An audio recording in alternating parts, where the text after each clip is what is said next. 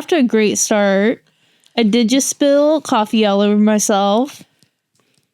Yes, but look at you. Like, there was no meltdown. You didn't, like, let me go change now. You're like, whatevs. I said crossing my legs will cover it. Anyways, fun fact. Yesterday, we went and judged a baby competition, which, oh, gosh. Let me tell you about that. She texted me on Wednesday and said, do you want to judge a baby we were asked to judge a baby competition on Saturday. And I said, what is a baby competition? Is this baby beauty pageant or is this baby Olympics? Because personally, I'd prefer baby Olympics. Well, I don't know that I've ever seen baby Olympics. No, is this a thing?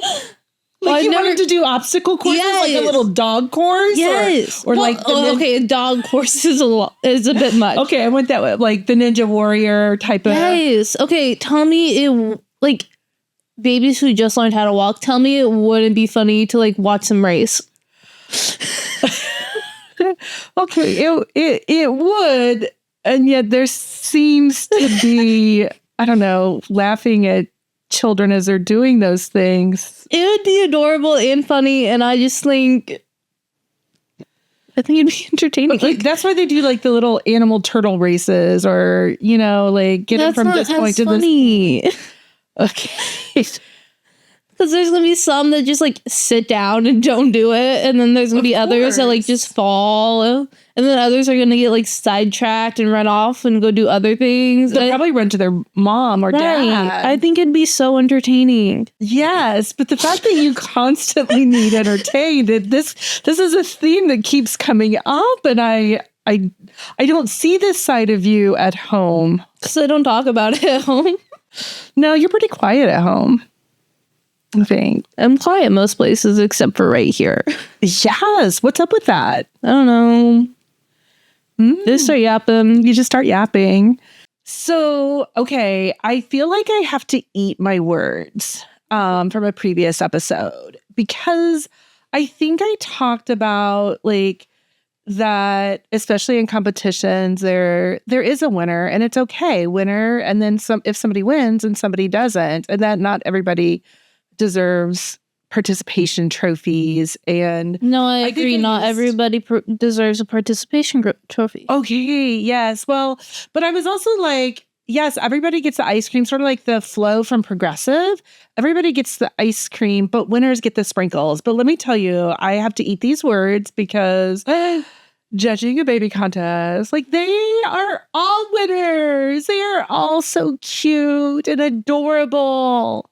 I feel like we should preface that this baby competition was not based off of how adorable your baby was. They weren't. No. So, I mean, I think, and as we got to talking about this, it really was just seeing these babies, and there were different categories like 0 to 6 months, and then 6 to 12, 12 to 18, and 18 to 24 months. And we had the 0 to 6 months. And there is a difference between being 8 weeks old or being 4 months old. And what we were talking about after we did this was just how those couple of minutes that we were essentially judging, because that was our role, was a judge, but interacting, observing these little tiny beings and their, I think it was moms who brought them, that how often are we doing this every day in our world, making these really sort of snap judgments off of one little small moment of one or, just less than a few minutes. And there's so much going on in that time, right? Because with babies, are they tired and sleepy? Are they hungry and cranky? Or is this their brief moment, right? That they're just alert and curious and looking around and engaging in the world. And yet we grow up, and how much are we doing this? That's a very fair question. I think I found it really interesting that you had this thought only after judging a baby competition. No, I think I don't say that I only had this thought after the baby competition, because I actually include this in this is one of the sessions that we do in our Sparks group therapy. Sparks is structured psychotherapy for adolescents responding to chronic stress, which is an evidence-based, trauma-informed group therapy. And so one of those sessions is on labeling, and it is about how often do we make judgments of others just based on what we're seeing or what's happening, or are we feeling judged in those moments? I think the awareness was different because when you're judging a baby contest, like, you don't think, I think it made me think it deeper in a different way too. Because babies can flip on a dime. On a dime. They can go from giggling to crying to screaming to giggling again. Right. And that's their cycle too, right? Every 2 to 3 hours, especially newborn infants, they're going to, eat and need to be changed and sleep. And that's primarily what they do. And you can just tell by looking at them when they're taking in the world. And so, the clinician. Can you tell she loves babies? I love babies. I love babies. But to be fair, I'm not like a mom that okay, I'm ready for grandkids. Like, you do you. I will get my baby fixes. I do hear about grandkids frequently. Okay, only because that was the comment your dad made after watching one of the first episodes. Oh, our first episode, I made some comments about not needing a guy and not wanting to put up with mediocrity. And he goes, now that this is out there in the world, I'm never getting grandkids. She's never going to get a guy. So, valid. We'll figure it out. Because you'll find somebody who appreciates you for all the strengths that you bring, and can also have your back on the areas where you don't shine as much. So, because we all have shine all around. All around. Of course you shine all around, but we all have an Achilles heel somewhere. Okay. Okay, because we don't love perfect people. That feels very Stepfordish wise. Okay, listen. Can I just be in my own little world right now? Yes. Okay, so back to the baby contest.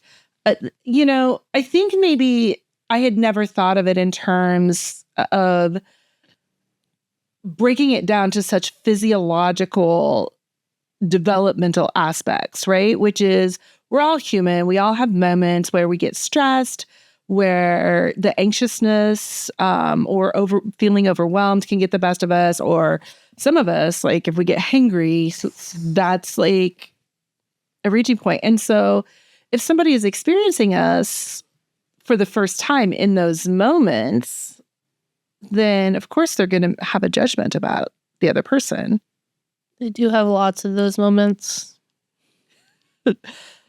Yes. Feeling overwhelmed, stressed. I think we all have lots of those moments. I think we do. And that's the rhythm, right? And I think that's what made me think in terms of going back to sort of infant and toddler development, right? Those, the regulation skills that it takes and the learning processes. And I think so many times in our society, we are like on all the time. You have to work and be on. And then even sometimes our social activities can feel like we have to be on. And it's human, like physiologically, we need to re-regulate ourselves. And so where are we getting those moments of breaks where we can take a breath? For me, I do a lot of mindfulness activities and so forth. So, yeah, I don't know where I was going with that. I think it sounded really good where you were going with that. Yeah, how are we? So I guess that's an element of self-care, right? Which is sort of going in a different direction. But I think what it means is, how are we re-regulating ourselves, taking care of ourselves throughout the day so that we can be bringing our sort of best forward most of the time? So I guess I'm curious from you. I know I've certainly done it, made some snap judgments when I've been in situations. And sometimes I have to, right? If I'm interviewing someone for a position, if I'm, doing a lot of supervision of clinical work and so forth, We constantly have to be evaluating, and part of those, and that's the difference, right? What's a snap judgment versus what's part of our role that we have to do to sort of help make certain that we get what we need. You know? Yeah. I mean, I think there's points and times where we have to do it. Like when you're doing recruitment for sororities or rushing. You're sitting there, you're making snap decisions about like a 5-10 minute conversation with someone. Mm-hmm. And and you're not getting a more well-rounded experience of them. And then there's times where we just do it subconsciously. Mm-hmm. You might be walking around, see someone. Like personally, if I'm like out and about walking around and then I hear just someone scream about something that like it's really not that deep, or it's like that was unnecessary, I'm like that's a lot. That's a lot. Calm down. Mm-hmm. You need to take a minute. Right. And that's a judgment. It is. Well, as a mom, this happens all the time, right? Because we know regular development, your 2-year-old typically is going to want something, and you have to say no and stick with it, or otherwise you're going to really probably create something worse as they continue to grow. So they're going to melt down in a store. I feel like that's more appropriate though. Like people look at a kid melting down and they're like, oh, the kid's not getting what they want. Right. But do you know how much judgment or I should say as a mom, I would think like we feel like people are judging us, and that may not be true, because I've been on both sides of this, where I've actually had moms come up when this was after it was happening, like, you handled that very well. Good job. It's like, thank you. Because in those moments, like, it's so overwhelming. And honestly, it isn't about the piece of candy at the end, like in the grocery store. This is about, we have snacks. That's not what we're going to get. And they need to learn to accept a no answer, and that they're not going to get everything they want. Because then I wonder if maybe that hasn't happened for individuals, then are they doing this later on? And that's what you're seeing. It's very valid. I think you keep talking about this and I'm just like, gentle parents. Gentle parenting. That's a whole nother topic that we probably don't need to get into. We don't. Although we might, maybe that's a separate episode, because we want to get back to these making judgments in the moment and what that can mean for different people. But also, and so I think the more important part is feeling like I'm being judged by other people in those moments, when really that may not have been true at all, because I think most people know that's what 2-year-olds do. Yeah. Yeah. Yeah. Although I will say, so in a store, I totally expect that. In a restaurant, I do make judgments. Like, yes, kids are going to act out. I get that. Like, that happens. But if they continue, like, what we did is one of us left the dinner table at the restaurant and we took you to the car, or whichever kiddo, and tried to re-regulate you, because typically when our kiddo was melting down, it was overstimulating. You guys were overtired. You were just sort of done or what have you. So staying in the restaurant wasn't going to be helpful. They're not going to just sit there. And I think this goes back to what we were saying, like, physiologically, they needed help re-regulating. And so we take you out of the restaurant, we calm you down. And some of that also is to be a courteous diner also, because decency. And I want, like, everybody has the right to be out to dinner and to do those things. Mm-hmm. But, and I would probably say we go out maybe more than our budget would prefer, probably at least once a week. And, it's expensive. And so it makes it a not very pleasant experience sometimes when there's a lot of other commotion. But that could just be me, because a lot of loud noises really does affect me. Like, I get She has dysregulated. sensitive ears. I do. And so she can hear everything. Every little thing. It's annoying. You can't do anything without her knowing. Well, I know, even your dad sometimes, I'm like, okay, I hear something like dripping, leaking. Like, he's like, how can, and then he goes and he finds, like, I don't know how you were. And it's on the other side of the house. Yes, or down in the basement or what have you. Yes, I do hear lots of things. And so there are certain things, the water bottle plastic, like when people crinkle those, like the... Guys, every once in a while I do try to annoy her. But I've found that tapping on my phone with my nails does not annoy her, and I don't know how. I think it's there's certain pitches that I think, like, that's a lower tone, and I don't think that bothers me, but when it gets into higher tones, I'm not going to do it. You're not going to do it. But yeah, there's something about those crinkling water bottles. And so I go back, like, and I think sometimes we forget that essentially we're all sort of toddlers in not that we're toddlers, we're human, and we have to have the ability to regulate ourselves, and it's not innate. And so we have to do a lot of work for ourselves to regulate, but then also we rely on other people to help us co-regulate. And certainly children, that's a big part of a lot of the trainings I do, is we have to help co-regulate them and teach them how to learn ways to regulate themselves. So back to judgment and something. So yes, so we were the parents, okay, that we took our kids out to help re-regulate them, and hopefully we were able to come back into the restaurant. But we were also those parents, okay, because your dad and I both were waitresses at restaurants. And so yes, we traveled with a little shop vacs to clean up after Did you all. Really? We did.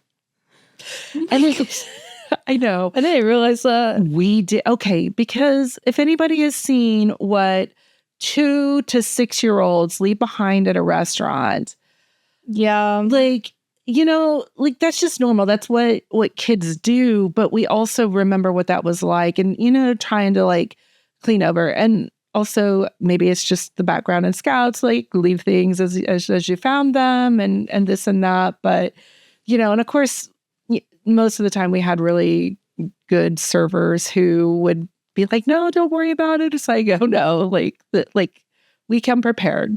So maybe we were a little extra, but okay, sometimes we're a lot extra. But I think this goes back to this topic, which is we come to things with our own experiences.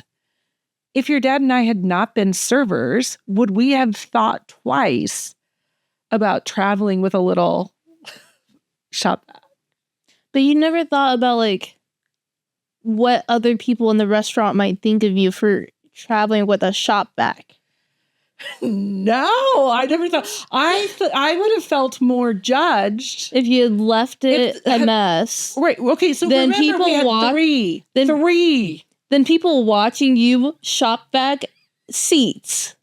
I've never thought of it like that. You ever thought that maybe they thought you were weird? Maybe they thought you were, like, overbearing. No, or a little OCD.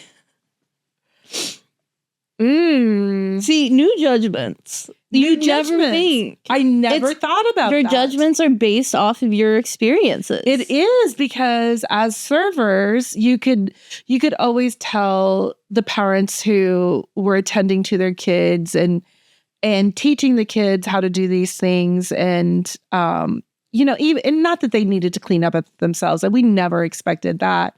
And it's like, no, we got it. This is what but then you had times where anything could happen and there was no, like, direction or guidance, and that always that never.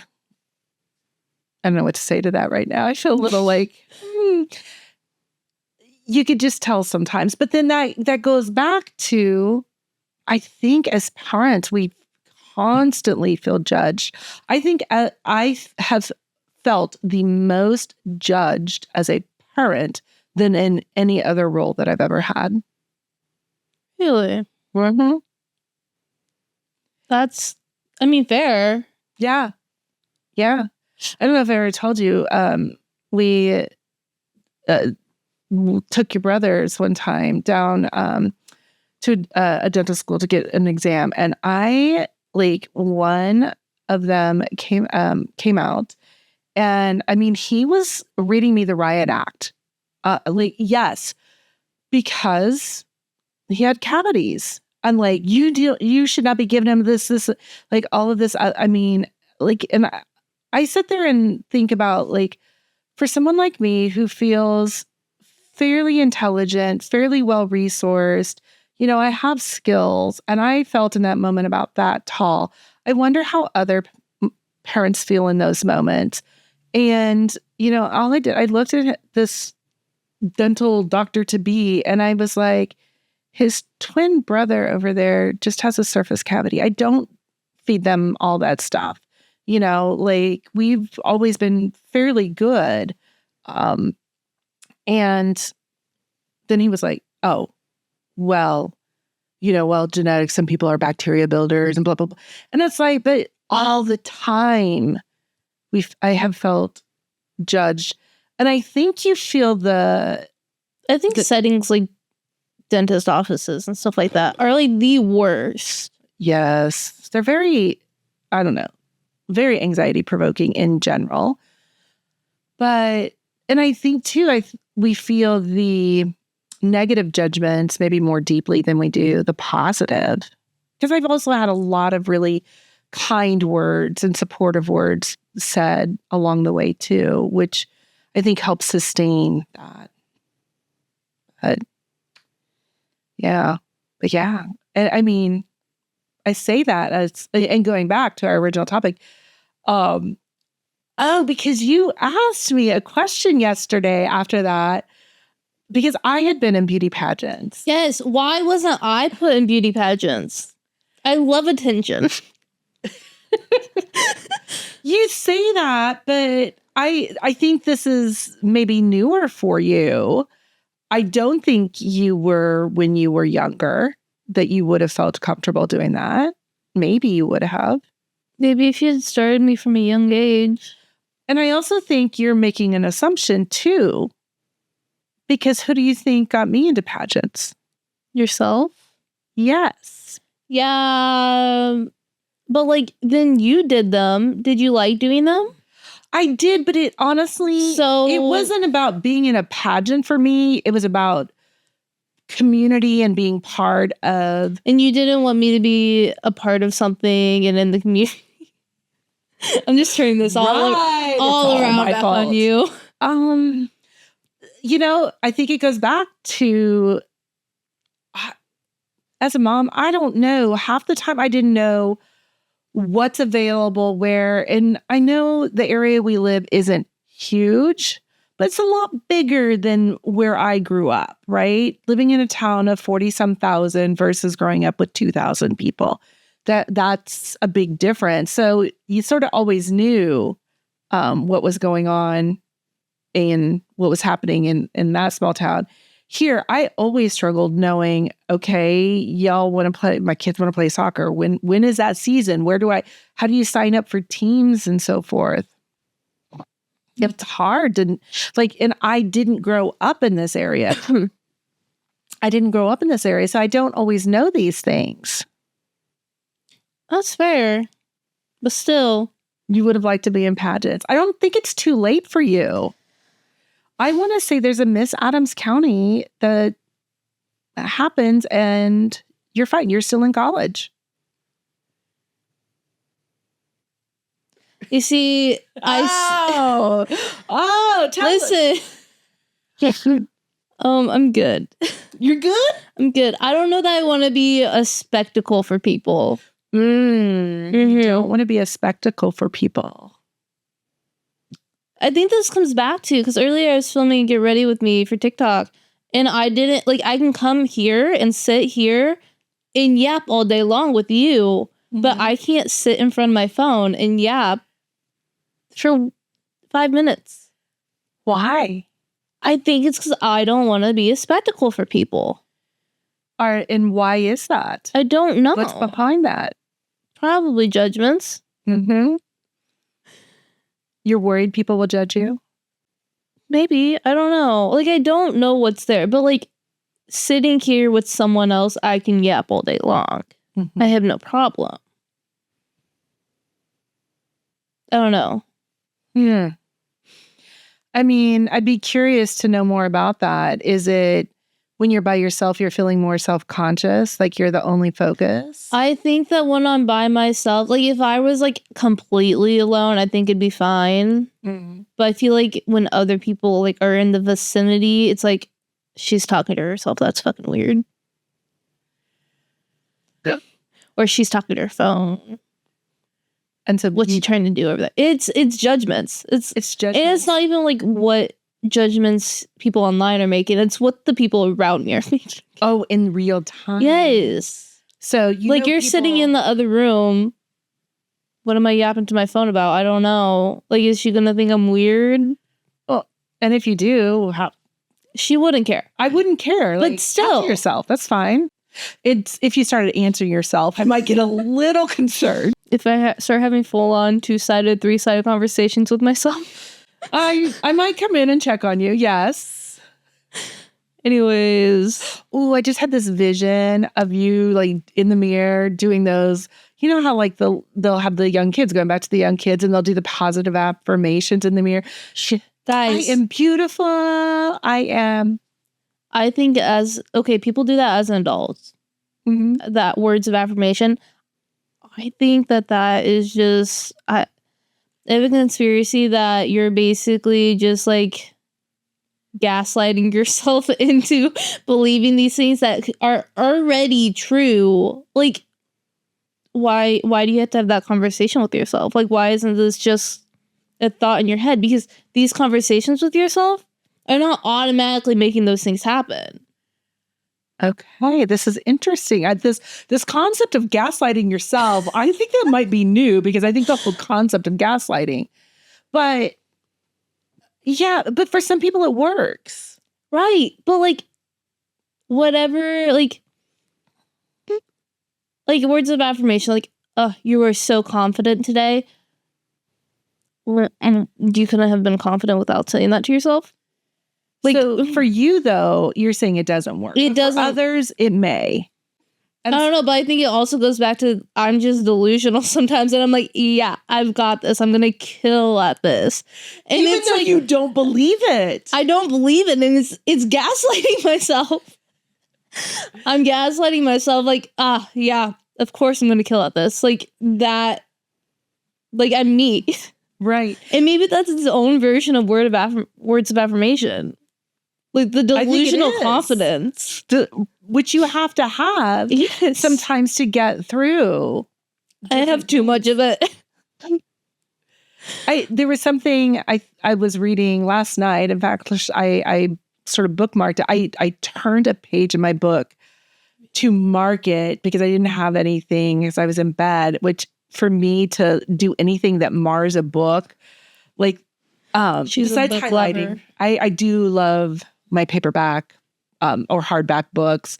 And I actually turned the page and it was that exact concept because we've talked about this, which is it takes courage to develop confidence.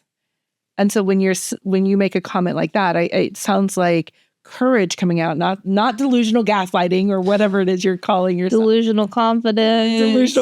Gaslighting yourself. But instead this courage. And I I was reading it and I want to say maybe that came from Mel Brooks. So I bookmarked that so that I would go back and take a look at that. Maybe from her take 5 seconds. I can't remember the name of the book. But I think that is something that we do sometimes is that we have to lean in to these parts of ourselves that are more courageous, that are more willing to take a risk so that we can try something that takes us out of our comfort zone And ultimately, that practice of taking those risks and learning to do these things is how you start to develop confidence in those areas. And then we usually want to grow and learn in other ways and have to take risk in other ways. And so always leaning into some of that discomfort that we have. I think taking this back to judgments, I think we are our harshest judgers. And I think a lot of this, like, having to have this, like, false confidence, this gaslighting yourself, is because you are judging yourself more than anyone else is judging you. Yes. That's a big part of the work we do in therapy sometimes, is finding out what our negative core beliefs are about ourselves. Like, what are those things that we say to ourselves most frequently in those moments when we're overwhelmed, frustrated, things didn't go right, or what have you? What are those automatic thoughts that tap in? And so that's a lot of the work that I do, which, usually we have to do a lot of mindfulness so that people can learn to become aware of what those things that we say to ourselves, because I don't think we automatically recognize that, right? So one example is, how many times, and I think this may be more true for women than men, but I think men do this often, may be doing this also, but how many times do we walk by an image or reflection of ourselves and we have this automatic ick thought? I think a lot of times people don't even realize that they're doing question. that. When you walk by a window, do you check your reflection? This is very common. We do. Yes. Every time. I'm like, how do I look just, like, out in the wild? Because, like, when you look in a, like, if you just stand in front of a mirror, you can perceive yourself differently than if you were just out and about. Right. And a lot of times for most people, maybe not all, but for most women, it's when we start to do the mindfulness, when we start to become aware, they start to realize that automatic thought of ick, and then we're looking at some perceived body part that we're not happy with, right? So it's never like, my wrist is so big, right? It's never that. It's about something else instead of, and when we say those mean things to ourselves, how much, and especially things that we typically don't say to anyone else, like, that's a lot of mental beating ourselves up. We are our harshest judgers. We are. And so I think sometimes, too, the things that we judge ourselves about, our own insecurities, our own stressors, our own trauma experiences even, I think those come out in some of the way we view others, too. Probably. Like, especially if it's that they have something that I wished I had myself or something. Or we do this. Sometimes we're like, well, at least I'm not that bad. I really don't think I've ever had that judgment, but... Really? I don't think I care enough about what people are doing to have that judgment. Well, I think, like, as a mom, maybe, because I have had that as a mom. It's like I've seen, like, whether on television or, out in public, and I'm like, well, at least I'm, Shao really loves to judge a mom on TV. Because sometimes it feels so not real. It's either... This is very true. I feel like... especially on kid shows. Right. Like, how are these parents happy all the time? Well, first of all, most of them aren't working, and trying to balance. Because I think as parents, we have to keep showing up and trying to be what our children need us to be, and parent them in the way that they need in those moments, which are constantly changing. So we're parenting this child at this age in this moment for the first time. And even if we've had some older children, your kids are all different, and they sometimes need different approaches in the way that we're addressing them. And I just feel like so much of it is either they make parents look like these awful people or these all good people. And, that's very... It's very black and white. Yeah, it's very toddler thinking, right? Because usually by about, and very, when you think of your fairy tales and superhero stories are very good versus evil, good and bad, and there's no room in between. But we know part of development is starting to be able to hold this idea that I can love my mom. My mom is a good person, but sometimes she says or does some things that aren't very good, and I'm not happy with her about those things. That's a more, develop as they mature. And we don't see that reflected a lot of times. Like, moms losing their crap because we're exhausted. We're tired. We've asked to clean your room for 2 months. Like, seriously, things are... Guys, let me tell you, I didn't clean my room for 6 months, and I cleaned it the other day only because I lost her passport in my room. We went on a trip back in July, and I was in charge of their passports because we were flying, and they don't have real IDs. And then I didn't empty that bag until last week. And the fact that the passports didn't get put back where they go, that's scary. But I know, we left them with you. You left them with me. Why would you... I'm 21. Why am I in charge of your passports? Why am I parenting you?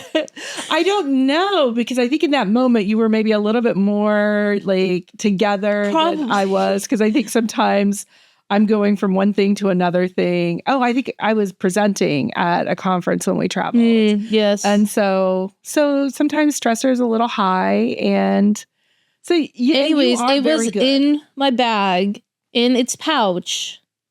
And it somehow, her passport ended up out of the pouch, but my dad's passport was still in it. So when I found the pouch, I was like, there's only one passport in here. I hope that she has her passport. Anyways, I ended up cleaning my room because of that. And her passport was under my bed. And I'm wondering what motivated you to, besides, I wonder what thoughts were going. I need to find my mom's passport because... Well, I was like, I really hope she has her passport. But, if not, and it's missing, she's currently looking at a vacation for Christmas. That includes me. So I should maybe find that. And if I can't find it, I should maybe let her know. Mm-hmm. And so I had to approach that conversation of, you need to listen to this whole story before you get mad, because it does have a happy ending. Because I know if I had said, so fun fact, I lost your passport, you would have lost it. So out of curiosity, if I was planning a trip with just your dad and I, would you have looked for the passport? Yeah, because if you had planned a trip and not been able to find your passport at the last minute, it would have been on me. You would have been losing it, and I would have been my not so good mom moments. I would have been ooh, that's my bad. Yeah. And I'd hate for you to be out that money. Yes, me too. So are the passports safely? They're back in their usual spot. Okay. They are safe. They are safe. They are not under my bed anymore. I'm glad it all worked out. Yes. And that you got your room clean in the meantime. Yeah. That's a win-win. I guess. So I'm trying to how did we get here? But that was also a judgment, because I'm she's going to lose her mind if I don't find this. Mm-hmm. And then it was also another judgment when I was telling you about it, because I was listen to the full story before you get mad. Right. So that speaks to relationships and knowing, right? Because if you lead with, Mom, I lost your passport, she's going to get... how am I supposed to react? She's going to get frustrated. She's going to get anxious. She's going to be where is it? Does someone have my ID now? Right. Someone's stealing my identity. All the things. So you know me well enough. I know you well enough. And so you set the tone for me. I appreciate that. Because I know your brain would have went straight to your own judgments. Yeah. My judgment was based off of your own judgments. Crazy how that worked. And I think that's part of relationships, though, is understanding how people might react to information, because we hear something or we see something and we might have a reaction, or we can call it a judgment. And a lot of those are based on our experiences, our current mood or emotions can come into play with that. So lots of things can go down with that. I mean, and passport's sort of a big deal. It's not like you're like, Mom, I lost your, hairspray that I borrowed or something. Like okay, we'll find it. Or we'll go to TJ Maxx again. Because we need to spend more time there. We really need to not spend more time at TJ Maxx. We love TJ Maxx. Mm-hmm. So I think we're constantly having thoughts in our head about different things, and which is this amazing way that the brain processes information, is storing it and trying to decode, and we are decoding based on previous experiences and situations. And so we do this, and I think we have to be careful too about our own biases, our own which could be are there cultural biases, societal biases, and other things. So I think being aware of our thoughts is the first thing that we need to do to always be growing, learning, like, oh, I just had this thought. Where did it come from? Another thing is that I think is important is just because we have a thought doesn't mean we have to say it. And it also doesn't mean there's any truth to it. Exactly. Right? Like sometimes it's like, where did that thought come from? Like, and it gives us a chance to examine it and go, I don't believe that is true. And so that metacognitive awareness, that's what we call it, about that's a big word. It is a big word. But clinically, this is important in what we do, because the how we're experiencing a thought doesn't mean that is who we are or what we always believe. And so, but I do think we need to lean into what we're thinking, and is that aligned with who we are? And if not, what work do we need to do for that? So this is a lot of what we do with negative core beliefs in clinical work, because we all have them typically. I should say, I've not encountered anyone, both either as clients or as clinicians, who do this work as we talk and role play and work as we're developing our skills. I've never found anybody who doesn't have a more pervasive, a stronger negative core belief. Yes, you do. I don't think I have strong ones. Oh, I don't know. I think I've done the have you? Little things. I think so. I don't think any of them are very strong. Well, and it's not about the number of, it's not about the, like, I have some who rate at these numbers, right? It's all subjective. So you might be a lower rater.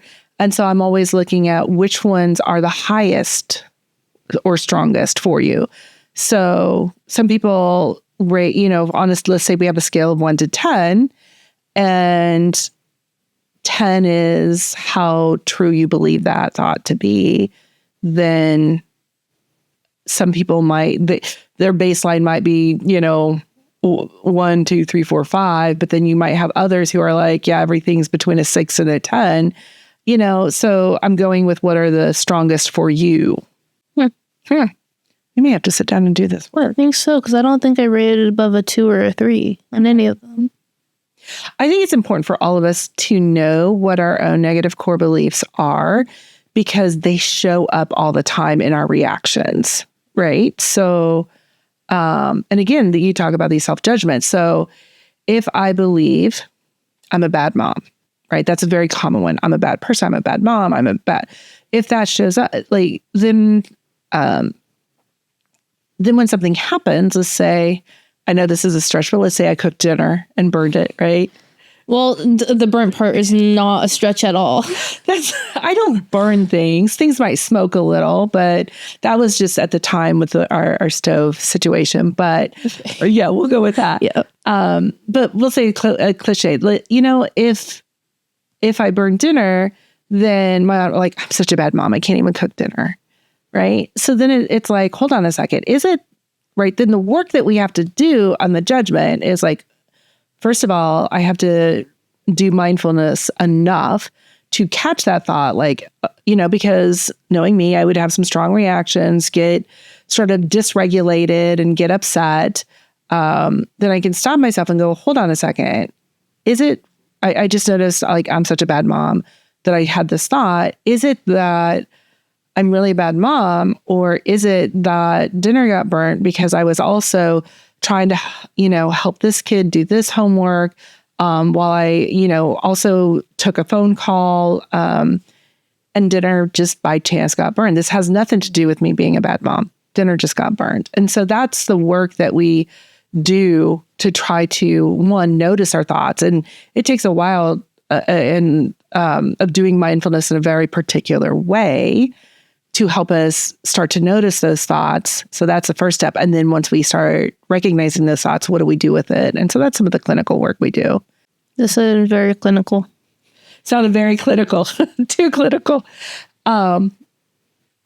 So just bringing it back, I think, to the baby contest, right? Which is these moments that we see other people and what we think about them or that they experience of us. I mean, there is science that shows first impressions matter. Yes. And how many times have you been in situations where you're like, was your experience of them, and that's what you had thoughts, whether good, like they're amazing and this is awesome, or I mean, I think that's with every interaction. Mm-hmm. I mean, even yes, sometimes first impressions, but sometimes second impressions too.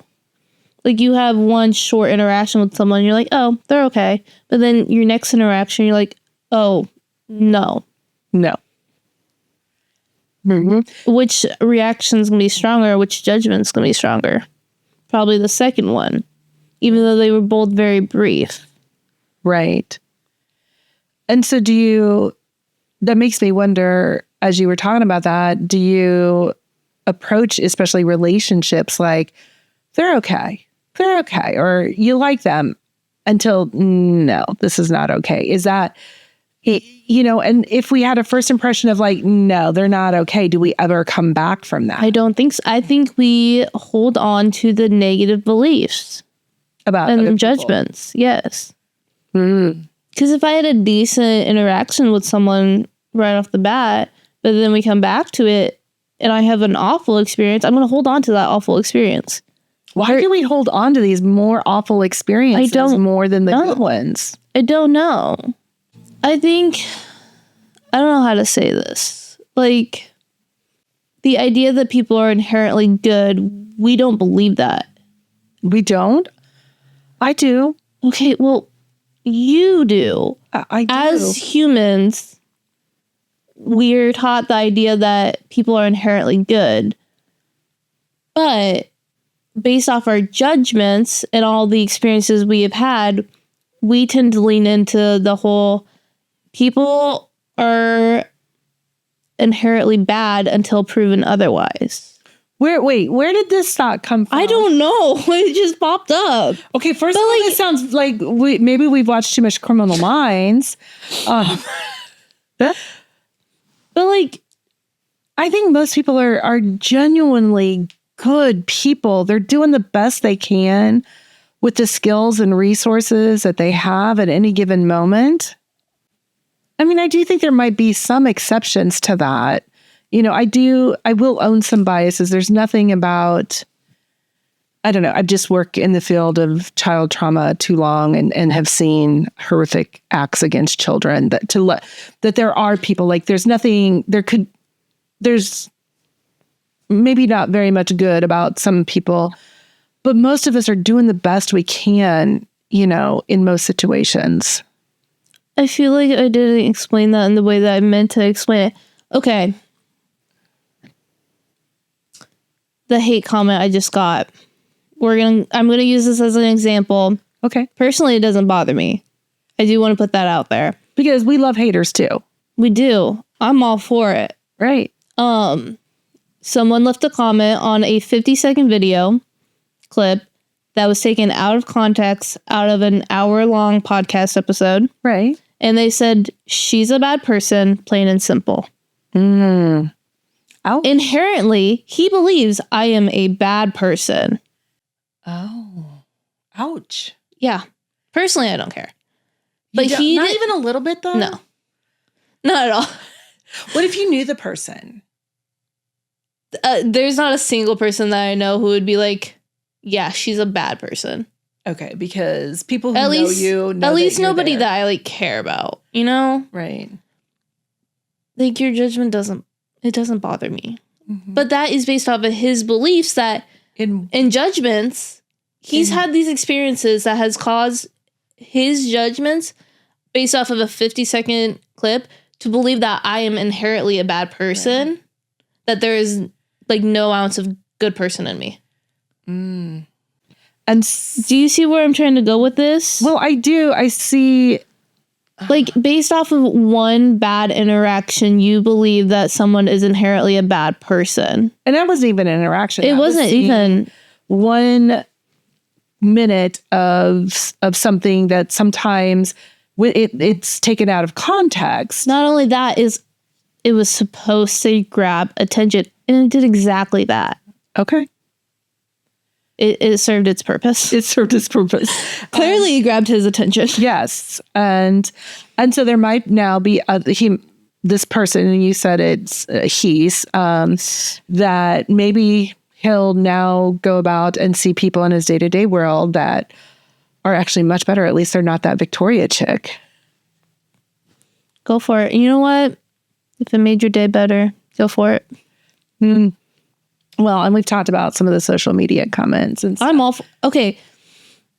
We don't have to go there because I think that's a whole. They can watch one of the previous episodes. Yes. Well, he didn't even bother disliking it. So now that he commented on it, we're gonna pop up more for him.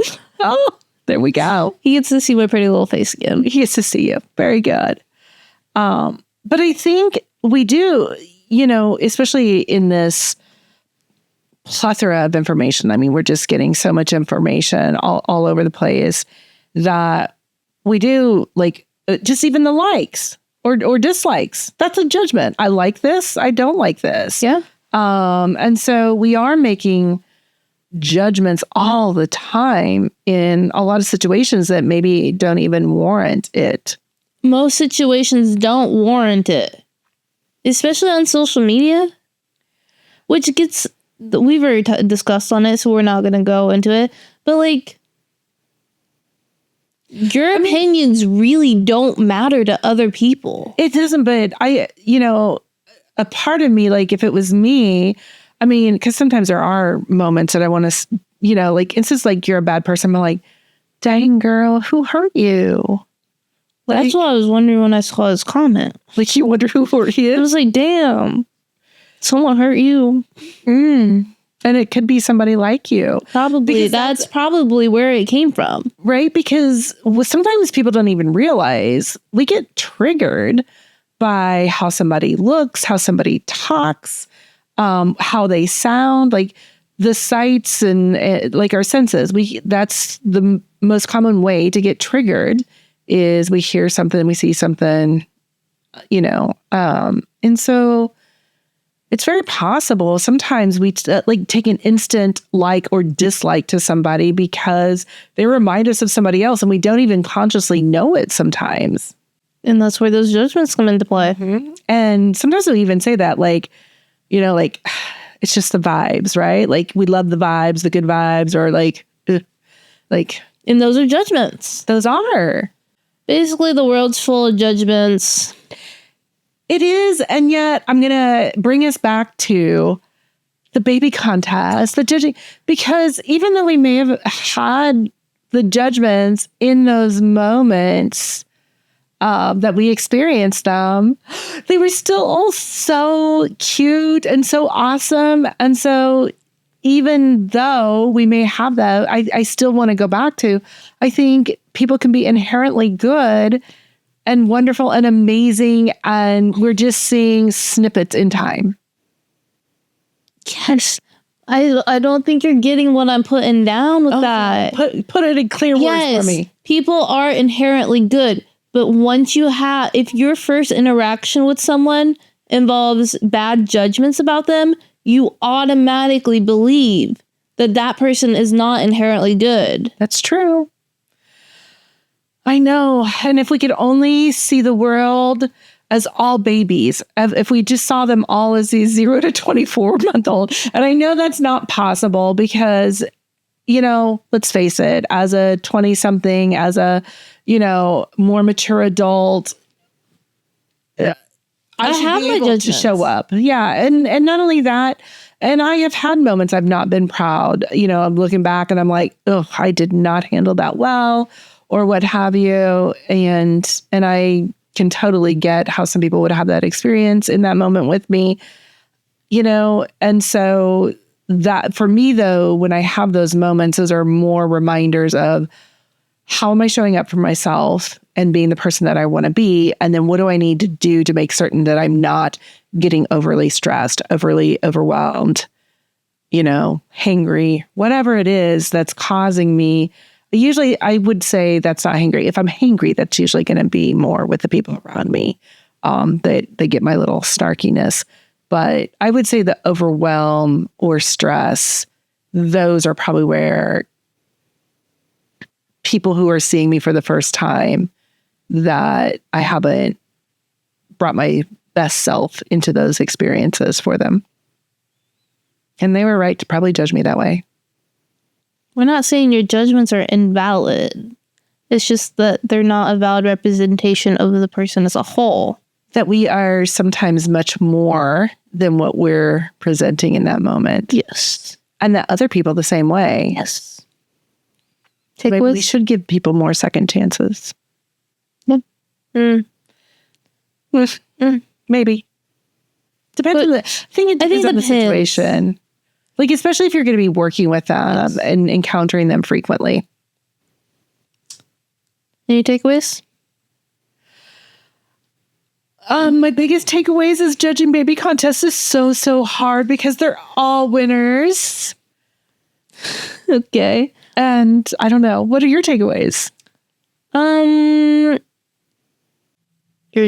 other people's judgments don't really matter because they're based off of one moment in time. Right. And I don't think it should affect you. Okay. And I would add my takeaway, and because I see it so much in the work that I do, is what we say to ourselves, the self-judgments are so important. It matters. And so we've got to constantly be doing the work on ourselves too. Mm-hmm. Yeah. Okay. All right.